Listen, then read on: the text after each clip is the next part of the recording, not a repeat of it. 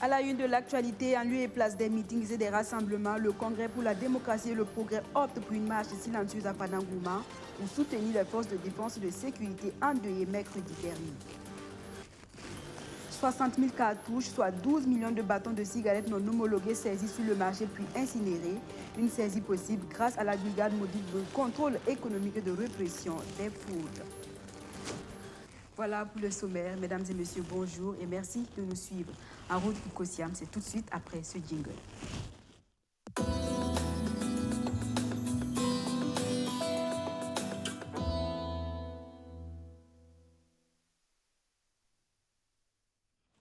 Pour témoigner leur compassion aux forces armées nationales endeuillées le 11 novembre dernier. Vous le savez, le MPP et l'UPC ont suspendu hier leur campagne électorale, et ce pour 48 heures. Le CDP, le Congrès pour la démocratie et le progrès, lui témoigne également à sa manière sa compassion au FDS. Hier à Fadangouma, où Eddy Kombego est allé présenter son projet de société. C'est une marche silencieuse qui a servi de cadre pour appeler les militants à voter pour l'ancien parti au pouvoir le 22 novembre prochain. On en sait davantage avec Abdoul Aziz Sarri. C'était ce mercredi 11 novembre 2020. 14 soldats des forces de défense et de sécurité perdent la vie dans une embuscade tendue par les forces du mal, alors qu'ils assuraient le travail de sécurisation des populations de l'Oudalan, dont ils en avaient la charge. En leur mémoire, les candidats Rochma Christian Kaboré et Zéphirin Diabré décident de suspendre leurs meetings respectifs pendant 48 heures. En campagne à Fadangouma, le candidat du CDP, Eddy Kombego, lui, opte pour une marche silencieuse avec ses militants en signe d'hommage aux disparus. Comme mon prédécesseur l'a dit, c'est chaque fois le Burkina un deuil national. Il y en avait tellement que nous avons passé sous silence la perte de nos frères et sœurs, la perte des forces de défense et de sécurité. Mais nous avons une pensée pieuse pour eux. Nous avons déjà passé une nuit de silence. Nous ne le ferons pas une deuxième fois. Mais nous avons le cœur serré. Ce qui fait la force de l'ex-parti au pouvoir dans la région de l'Est, dira Eddy Kombego, c'est le bon souvenir qu'il a laissé dans la mémoire des populations en matière de sécurité. 27 ans de pouvoir sans terrorisme, le candidat Eddy Kombego veut ramener les populations de l'Est au pays du CDP, où il faisait bon vivre, a-t-il souligné. Je dis la paix reviendra parce que nous nous sommes engagés à utiliser la diplomatie et la voie de la négociation, tout en continuant de bander les muscles par les militaires, mais en dotant les militaires d'armes modernes et sophistiquées. 5 ans durant, un président du Faso ne sait même pas qui est son agresseur. C'est une honte. C'est une honte. De Fada, Eddy Kombego se rend ensuite à Boulsa, dans le centre-nord. Dans cette localité, le capitaine du bateau CDP reprend la même scène avec militants et sympathisants. Une marche silencieuse pour honorer la mémoire des soldats tombés, puis rassure les populations que le bout du tunnel n'est plus loin. Il les invite à voter le CDP afin d'en découdre avec la malgouvernance et ses deuils à n'en point fini.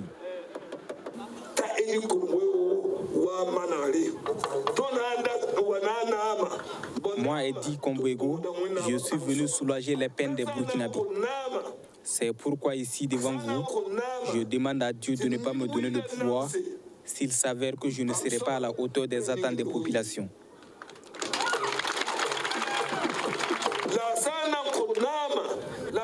Mais si vraiment je suis le candidat idéal capable de nourrir les populations et essuyer leurs larmes, alors que Dieu mette entre mes mains les clés de Kosiam.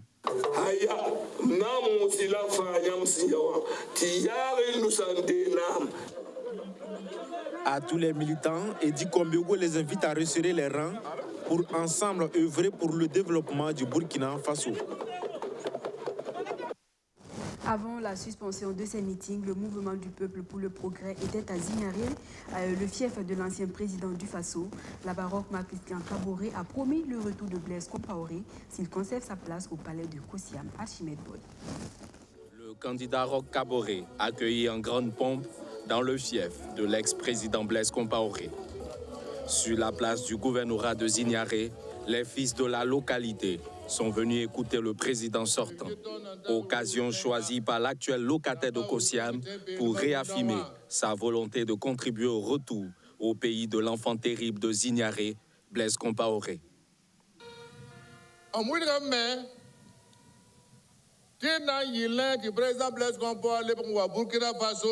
Nous allons faire en sorte que le président Blaise Compaoré revienne au Burkina Faso en tant qu'ancien président. Son retour doit être préparé et nous allons travailler à cela. Et pas que. Roch Kaboré affiche aussi sa volonté de faire de la ville de Zignaré un pôle d'attraction. Nous allons également travailler à ce que Zignaré reflète son nom, c'est-à-dire du jamais vu. Malgré le contexte sécuritaire et sanitaire que connaît le pays, celui que ses partisans appellent affectueusement le Roch défend son bilan. Il soutient avoir travaillé à maintenir le Burkina Faso sur les rails du développement. Et pour le prochain quinquennat, il promet la fin de l'hydre terroriste et le retour des déplacés dans leur zone d'origine.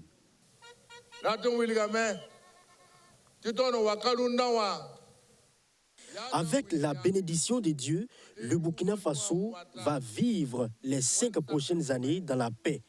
Les déplacés retrouveront leur domicile dans la joie. L'ennemi sera mis hors de notre pays.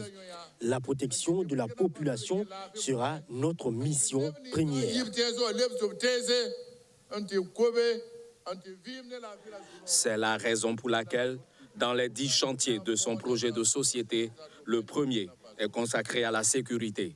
Il prévoit une augmentation des effectifs et des moyens matériels des forces de défense et de sécurité, ainsi que la formation et le déploiement des volontaires pour la défense de la patrie en vue de lutter contre le terrorisme. Après Zignaré, le MPP sera dans les prochains jours à Waïgouya, dans le nord. Mais avant, c'est l'UPC qui a déposé ses valises dans la cité de Naba, Kaongo. Zéphirien Diabré est allé promettre un statut au chef coutumier s'il est élu au soir du 22 novembre prochain. Rémi Lambert-Nibi. Dans la cité de Nabakango, Zéphirien Diabré a exposé aux populations de la région du Nord son projet d'institutionnalisation de la chefferie traditionnelle. Pour le candidat de l'UPC, les chefs traditionnels doivent être impliqués de manière officielle dans la gestion du pouvoir d'État.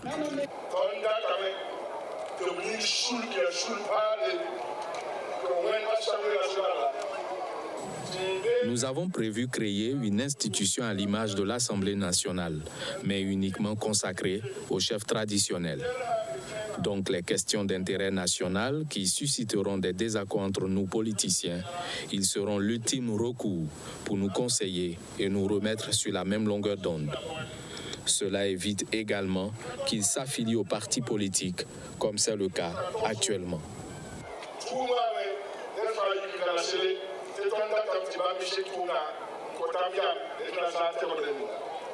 En marge de ce meeting régional du Nord, le Parti du Lion a déballé au cours d'une conférence de presse les différentes réformes qu'il compte entreprendre dans le secteur de la santé.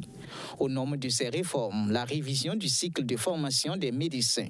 L'UPC veut accroître considérablement au cours des 5 prochaines années le nombre de médecins spécialistes. Avant, on faisait un concours d'internat qui permettait donc de retenir l'élite. 30 personnes, par exemple, pour la médecine, qui vont rentrer dans les différentes spécialités et sortir spécialistes au bout de 4 ans.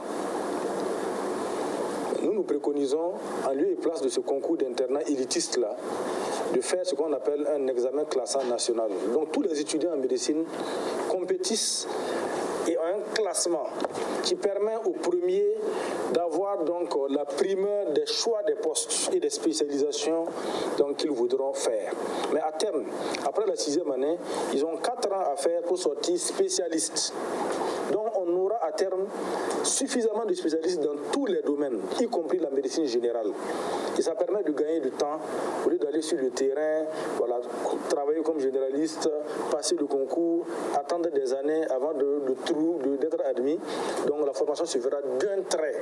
Donc il y aura une suite dans les idées. Le système sanitaire proposé par l'UPC est basé sur l'accessibilité, la performance et la sécurité. Pour avoir soutenu la modification de l'article 37, il a été exclu en 2015 de la course à la présidentielle. Eddy Kombego revient à la charge en 2020 pour qu'il parvienne à être le candidat du Congrès pour la démocratie et le progrès. Il a dû batailler dur. Le candidat de l'ex-parti au pouvoir se positionne à cette élection comme l'un des principaux challengers du président sortant Roch-Marc Christian Kaboré. Portrait de Eddy Kombego, l'homme d'affaires qui veut occuper le palais de Kossiam avec Abdou Razak Traoré. Eddy Kombego dans la course pour la magistrature suprême, c'est l'histoire d'un businessman prospère de 56 ans qui veut conduire le Burkina Faso vers le progrès dans tous les domaines. En lui, certains voient le Patrice Talon du Burkina Faso. Mais qui est réellement l'actuel président du Congrès pour la démocratie et le progrès? L'enfant prodige de Yako dans le Passoré est un expert comptable à la tête du cabinet d'audit financier et d'expertise comptable Kombego et associés. Investisseur dans les banques, les assurances, les industries, les ressources humaines, la santé, entre autres. S'il n'est pas considéré comme un bonze du CDP, le marié et père de 3 enfants y milite depuis des décennies. Mais c'est véritablement en 2012 qu'il se positionne en se faisant élire député du Passoré. L'insurrection des 30 et 31 octobre 2014 écourte son mandat et affaiblit le parti de l'EPI et de la DABA. C'est donc un parti politique émietté qu'il va diriger et tenter de reconquérir le palais de Kossiam en 2015. Mais en face, la loi électorale exclut les soutiens du projet de la modification de l'article 37 ayant occasionné les événements des 30 et 31 octobre 2014. Entre-temps, un coup d'État est perpétré par le Conseil national de la démocratie pour, dit-il, favoriser une élection inclusive. Le coup de force se solde par un échec et Eddy Kombego, un très grand ami du cerveau du putsch, le général Gilbert Diendéré, est mis aux arrêts au sortir des élections où son parti se classe 3e. Après 4 mois de détention, il bénéficie d'une liberté provisoire avant d'être totalement blanchi par la justice militaire en fin 2017. Il reprend du poil de la bête, il bat la revue des troupes, redonne de l'espoir aux militants de l'ex-parti au pouvoir. Des tournées de mobilisation dans les 13 régions sont organisées. Un congrès renouvelle son mandat et un autre le consacre candidat à la présidentielle de 2020. Mais le chemin est semé d'embûches. L'homme est combattu à l'interne. Ses détracteurs critiquent son management, son manque de charisme pour conduire le bateau à bon port. De procès en procès, souvent contre des caciques du parti, il réussit à se maintenir et se faire investir à la tête d'un parti qui va enregistrer plusieurs démissions, dont des poids lourds. Si Eddy Kombego tient tant à gouverner ce pays, c'est qu'il a confiance à la machine électorale qui l'accompagne. Je veux impulser le Burkina Faso une rupture, une gouvernance nouvelle fondée sur les valeurs démocratiques et celles héritées de nos ancêtres. Pour en faire à l'horizon 2025 un pays entièrement restauré, un pays de paix, de cohésion et uni, un pays de prospérité partagé par tous dans la justice et la fraternité, un pays dont l'image brillera de nouveau dans le monde entier. Un pays dont l'image brillera de nouveau. L'ambition est bien affichée. La question à présent, c'est de savoir si le parti de Blaise Compaoré a suffisamment la poigne pour reconquérir un pouvoir perdu brusquement en 2014. La réponse au soir du 22 novembre prochain. Dans la suite de l'actualité, il y a ce face-à-face entre le ministre de l'Habitat et deux structures syndicales dans le domaine de l'éducation. Il s'agit du SINAFEP et du MONEP qui ont récemment accusé le département de Dieudonné Maurice Bonannée de fermer les yeux sur une offre alléchante de restructuration des zones non loties. Hier, le tête-à-tête a permis de clarifier les choses. On en sait davantage avec Rémi Lambert-Nibi. Un face-à-face pour clarifier des incompréhensions. Le syndicat national des fonctionnaires de l'éducation de Burkina SINAFEP et le mouvement national des enseignants praticiens MONEP qui ont accusé lundi dernier au cours d'une sortie médiatique le ministère de l'Urbanisme et de l'Habitat de fermer les yeux sur la requête d'une société immobilière qui lui aurait proposé ses services pour résoudre la question de restructuration des non-lotis en 3 ans, sont invités par le dit ministère pour recevoir de plus amples explications. Pour le département de Maurice Bonannée, les propositions de la dite société immobilière sont à porte-à-faux avec la politique de logement en vigueur au Burkina. À dire qu'un promoteur immobilier prend l'initiative d'aller intervenir dans une zone non lotie, et on n'est pas encore à ce stade, et il faut bien se rendre compte, c'est comme on a dit plusieurs fois, les dossiers qui viennent au ministère, les promoteurs disent nous voulons construire 100 logements, nous voulons construire 1000 logements. Et quand l'autorisation est donnée, qu'est-ce que vous constatez sur le terrain? C'est les ventes de parcelles nues que nous déconseillons au quotidien à coup de communication. Mais c'est pour vous dire que non, il y a l'intention qui est là, mais la modalité pratique d'intervention mérite d'être regardée de près. Parce que si on se lance comme ça, c'est la même population, c'est la même opinion qui va revenir dire encore que non, le gouvernement a vendu les zones non loties aux promoteurs immobiliers. Pour le SINAFEP et le MONEP, cette rencontre a permis de lever certaines zones d'ombre. Mais il préconise tout de même au ministère de l'Habitat d'assainir le secteur de la promotion immobilière. On ne peut pas partir sur une base que quelqu'un ait un agrément, savoir quelle est sa moralité, mais le ministère qui travaille en tandem avec ces promoteurs-là pourrait nous situer par rapport à ces promoteurs immobiliers-là. Vous remarquez qu'au niveau de l'enseignement, de l'éducation, nous avons eu des écoles qui étaient construites au niveau du privé où ça n'allait pas, mais on a plaidé à ce que ça soit fermé. Mais quand on veut servir l'État, il faut toujours aller dans le sens de bien faire. Il a été suggéré aux deux syndicats de s'organiser pour prendre eux-mêmes à bras le corps leurs préoccupations de logement. Et le ministère a proposé à ce que, travailleurs que nous sommes, nous constituions ce qu'on appelle une coopérative pour que la question de logement des travailleurs puisse trouver solution. Et nous allons nous concerter pour voir comment ça va se passer. Le ministère a proposé également des formations, voilà, à l'endroit des travailleurs que nous sommes. Et nous allons voir dans quelles conditions cette coopération va se passer, tout en restant à l'écoute par rapport à la question de restructuration, parce que c'est très urgent pour la population. Et sur ce dernier point, sans communiquer une échéance, le ministère de l'Urbanisme et de l'Habitat a indiqué que la phase pilote de restructuration des zones non loties devra débuter dans la commune de Saba. Je vous le disais tout à l'heure, 12 millions de bâtons de cigarettes non homologués ont été saisis par la brigade mobile de contrôle économique et de la répression des fraudes. Cet important stock de produits prohibés a été incinéré hier en présence de Benjamin Kwame. Ces cigarettes en incinération sont d'une valeur de 360 millions de francs CFA. 60 000 cartouches, soit 12 millions de bâtons de cigarettes frauduleusement introduits sur le marché burkinabé. Une opération du ministère du Commerce qui a pour but de lutter contre la fraude sous toutes ses formes. La population a accès à des produits. Il faut que ce soit des produits de qualité, des produits homologués sur le marché.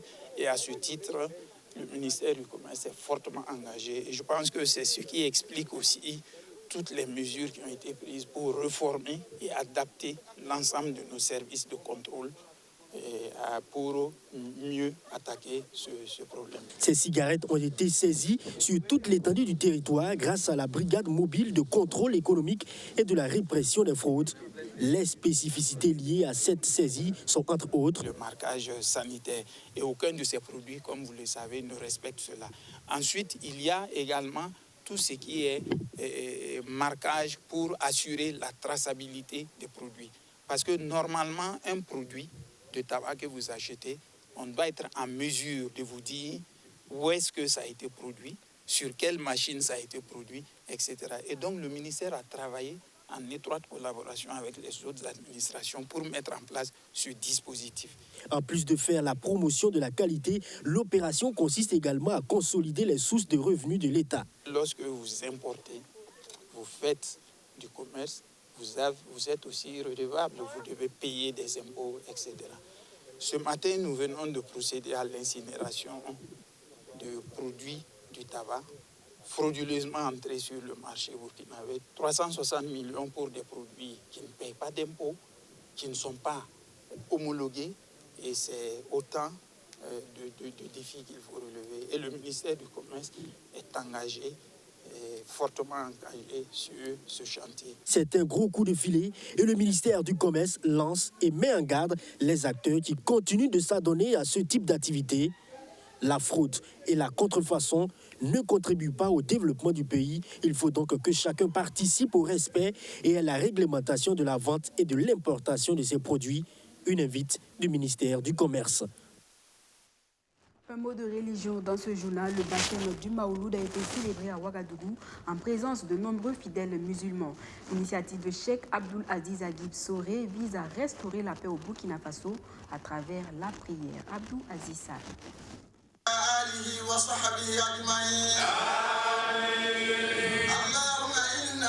16h à peine et le plateau Omnisport de Somgandé est déjà plein de fidèles musulmans venus prendre part au baptême du Maouloud. Chacun est venu avec ses souhaits, car ici, tout ce qui se dit sera exaucé selon les croyants. En attendant la venue du Cheikh Abdoulaziz Agib Soré, quelques fidèles commencent des prêches et chants, question de tenir en haleine le public.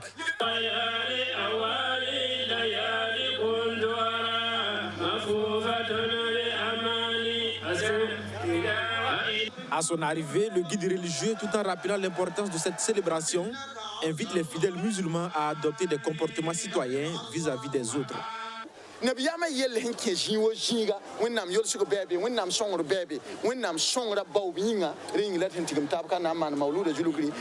Partout où on parle du prophète Mahomet, Dieu y apporte sa bénédiction. C'est pourquoi nous nous sommes rencontrés ce soir pour prier et aussi conseiller les fidèles musulmans pour qu'ils enterrent leur mauvais comportement. Dieu exauce les vœux de ceux qui se repentissent à condition d'être sincères.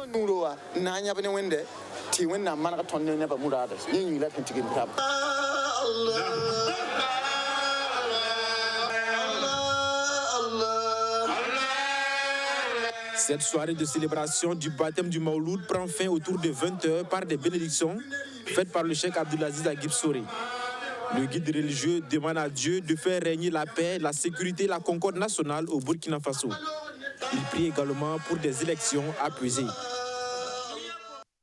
Dans la page culture, le Carrefour international du théâtre de Ouagadougou qui présente son 48e spectacle majeur, un spectacle intitulé La patrie ou la mort et qui traite d'un thème d'actualité, le terrorisme, un phénomène qui ne peut être vaincu par les armes. Le CITO invite l'État à explorer d'autres voies. La représentation inaugurale a eu lieu jeudi dernier en présence de Benjamin Kwame. Nous vivons dans un Far West où tout le monde fait ce qu'il peut. De la haine, des horreurs, des douleurs, des atrocités, de l'amour et de l'espoir aussi. Il est mort. Non, c'est une tactique. Il fait le mort. Achevons son cadavre pour insulter le civil. Mais réanimez-le. Il faut qu'il meure. Le sujet est bien d'actualité, le terrorisme. La patrie ou la mort, c'est le titre de ce 48e spectacle majeur du Carrefour international du théâtre de Ouagadougou. Le CITO met ainsi sous les projecteurs le vécu des populations affectées par le terrorisme. La patrie ou la mort. Donc il faut dire que depuis 2016, notre pays même est en proie aux attaques terroristes. Et ces attaques ne font que se multiplier. Donc au vu de tout cela, conscient du fait que la réponse au terrorisme n'est pas uniquement que militaire. Donc nous avons décidé d'apporter notre contribution à travers la création de ce spectacle La patrie ou la mort. Donc si vous avez bien suivi le spectacle, vous voyez effectivement que c'est le thème de l'insécurité qui est abordé et de ses conséquences même sur les relations sociales et humaines des populations.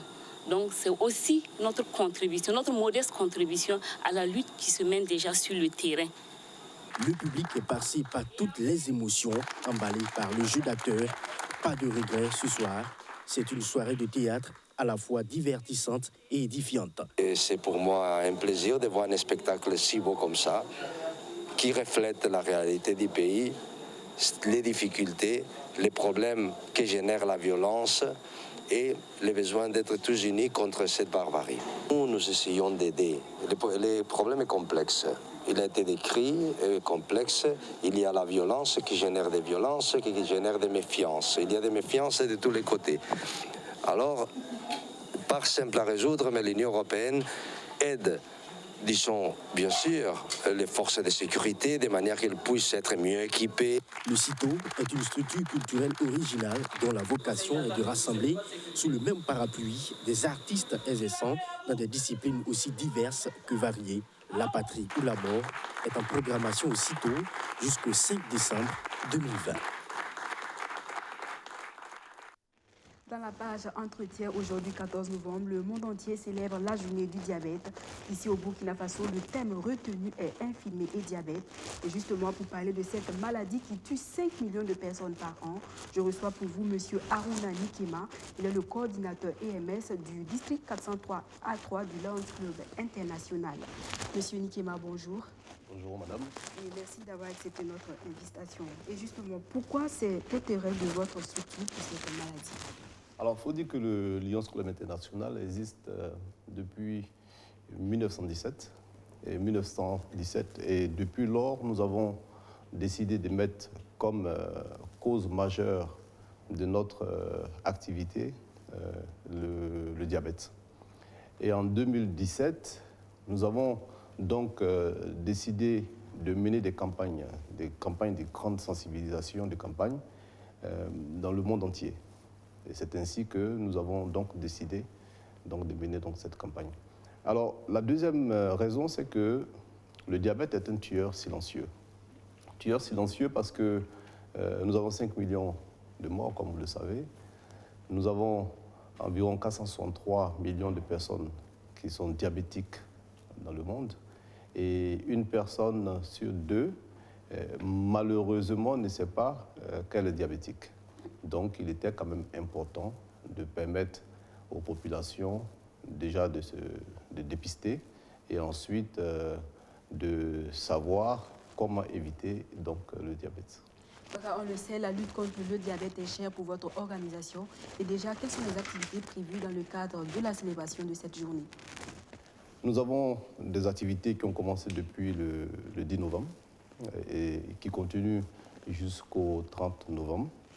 Et nous avons déjà fait une émission sur votre chaîne. Nous avons prévu aussi, nous avons fait aussi des émissions depuis le 10 novembre sur des radios à Bobo-Dioulasso.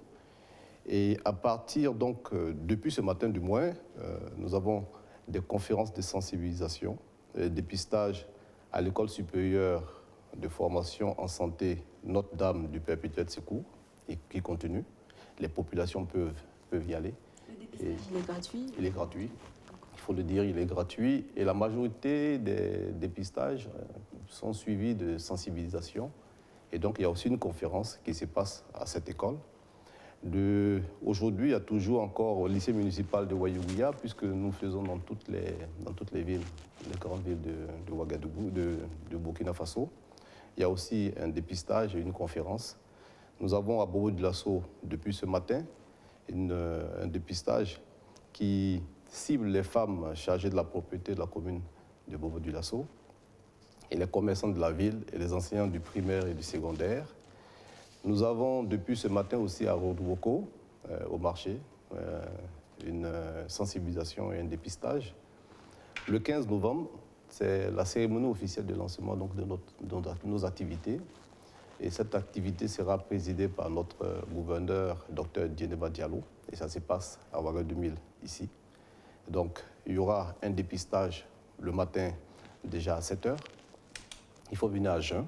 Et comme je dis, c'est gratuit. On souhaiterait que toute la population de Ouagadougou vienne.